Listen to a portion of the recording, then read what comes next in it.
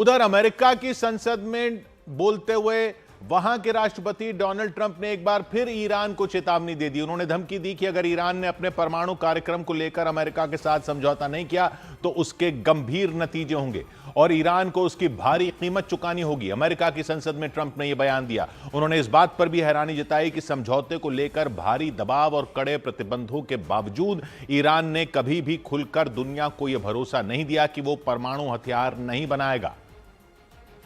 We are in negotiations with them. They want to make a deal, but we haven't heard those secret words. We will never have a nuclear weapon. Trump ने इशारा किया कि Iran अपने मंसूबों को पूरा करने में जुटा है। उनके मुताबिक ईरान ने ऐसी मिसाइलें बना ली हैं जो यूरोप समेत दुनिया के कई देशों को खतरे में डाल सकती हैं। यही नहीं, ट्रंप ने यह दावा भी किया कि वो ऐसी मिसाइलें बनाने में जुटा है जो जल्द ही अमेरिका तक पहुंच सकती हैं। अमेरिकी संसद में उन्होंने इन्हीं खतरों को लेकर आगाह किया और ईरान को धमकी दे दी कि अगर उसने परमाणु हथियार बनाने की जिद नहीं छोड़ी तो अमेरिका उसके खिलाफ सख्त कार्रवाई करेगा। ट्रंप ने दो टूक कहा कि अमेरिका कभी भी ईरान को परमाणु हथियार बनाने नहीं देगा और अमेरिकी संसद में अपने भाषण के दौरान डोनाल्ड ट्रंप ने ईरान में इस्लाम के शासन का अंत करने का भी संकेत दिया। उनके मुताबिक ईरान की सत्ता में जब से बदलाव हुआ तब से वहां के हालात बिगड़ते चले गए और इसी वजह से ईरान की यह हालत हो गई। ट्रंप ने ईरान में सरकार विरोधी प्रदर्शनों का खास तौर पर जिक्र किया और दावा किया कि वहां की सरकार अपने ही लोगों को मारने में जुटी है। ट्रंप ने आंकड़ा भी पेश किया। उनके मुताबिक ईरान में सरकार के खिलाफ वहां के लोगों में भारी गुस्सा है और पिछले कई महीनों से जारी विरोध प्रदर्शनों में 32,000 से ज्यादा प्रदर्शनकारी मारे जा चुके हैं। ट्रंप ने इसके लिए ईरान की सरकार को जिम्मेदार ठहराया। Since they seized control of that proud nation 47 years ago, the regime and its murderous proxies have spread nothing but terrorism and death and hate.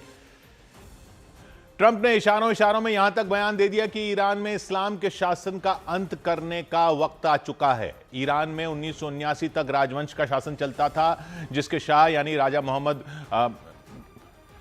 जिसके शाह मोहम्मद रजा पहलवी थे।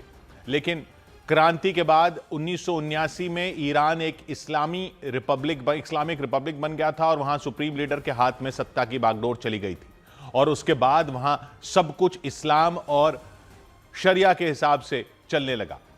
इधर न्यूज एजेंसी रॉयटर्स ने दावा किया कि ईरान अपनी ताकत बढ़ाने के लिए चीन से सुपरसोनिक एंटी शिप मिसाइलें खरीदने की तैयारी में है। जानकारी दी गई कि ईरान और चीन के बीच यह डील करीब करीब फाइनल हो चुकी है और यह डील ऐसे वक्त में हुई जब अमेरिका ने ईरान पर हमला करने के लिए उसके चारों तरफ अपनी नौसेना का बेड़ा तैनात कर रखा है।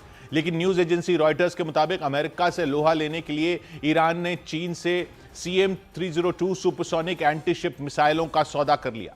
दावा किया गया कि चीन की ये घातक मिसाइलें बड़े बड़े युद्धपोतों और जंगी जहाजों को भी तबाह करने की क्षमता रखती हैं। इसकी रफ्तार आवाज की गति से कई गुना ज्यादा बताई गई। हालांकि इस बात की जानकारी नहीं मिल सकी कि ईरान चीन से कितनी CM-302 मिसाइलें खरीदेगा। माना जा रहा है कि ईरान का यह कदम अमेरिकी तैयारी का जवाब है। अमेरिका ने बीते एक महीने में ईरान के आसपास अपनी फौज का जमावड़ा बढ़ा दिया। उसने अपने घातक युद्धपोत एब्राहम लिंकन के जरिए ओमान की खाड़ी से ईरान पर 24 घंटे नजर बना रखी है। इसके अलावा भी अमेरिका के कई युद्धपोत ओमान की खाड़ी, फारस की खाड़ी और अरब सागर में मौजूद हैं। लेकिन अमेरिका के संभावित हमले से निपटने के लिए ईरान पहले ही चीन और रूस के साथ समंदर में युद्ध का अभ्यास कर चुका है।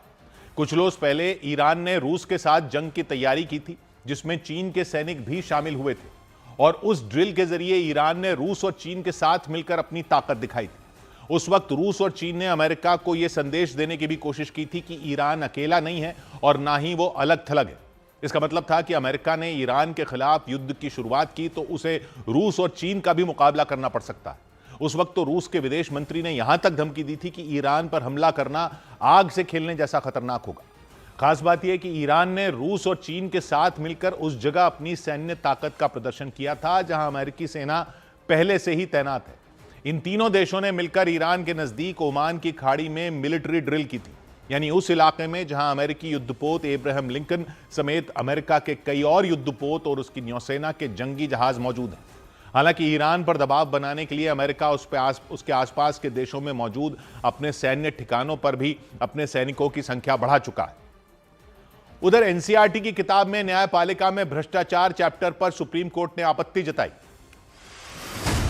सुप्रीम कोर्ट ने एनसीईआरटी की 8वीं क्लास की किताबों में न्यायपालिका में भ्रष्टाचार से जुड़े चैप्टर पर चिंता जताई। चीफ जस्टिस ने इस पर आपत्ति जताई और दो टूक कहा कि किसी को भी इस संस्था को बदनाम करने की इजाजत नहीं दी जाएगी। उन्होंने संकेत दिया कि मामले में कड़ी कार्रवाई हो सकती है। देश भर में विश्वविद्यालयों को मान्यता देने वाली भारत सरकार की संस्था यूजीसी ने बेंगलुरु की ग्लोबल ह्यूमन पीस यूनिवर्सिटी को फर्जी विश्वविद्यालय घोषित कर दिया। यूजीसी के मुताबिक ग्लोबल ह्यूमन पीस यूनिवर्सिटी के पास किसी भी तरह की डिग्री या डिप्लोमा देने की मान्यता नहीं है। यूजीसी ने छात्रों को वहां प्रवेश न लेने की सलाह दी। भारी उतार चढ़ाव के बीच शेयर बाजार सपाट बंद हुआ। सेंसेक्स 50 अंक चढ़ा तो निफ्टी भी मामूली अंक चढ़कर 25,482 पर पहुंच गया। इसके बावजूद निवेशकों ने 1,68,000 करोड़ रुपए कमाए। सबसे ज्यादा तेजी ऑटो, आईटी और मेटल इंडेक्स में रही, जबकि टेलीकॉम, एफएमसीजी और पीएसयू बैंक इंडेक्स गिरकर बंद हुए। बल्लेबाज रिंकू सिंह जिम्बाब्वे के खिलाफ होने वाले मैच से पहले टीम इंडिया से फिर जुड़ गए। एक प्रेस कॉन्फ्रेंस के दौरान बल्लेबाजी कोच सितांशु कोटक ने इसकी पुष्टि की। रिंकू सिंह एक पारिवारिक इमरजेंसी की वजह से अचानक घर आ गए थे।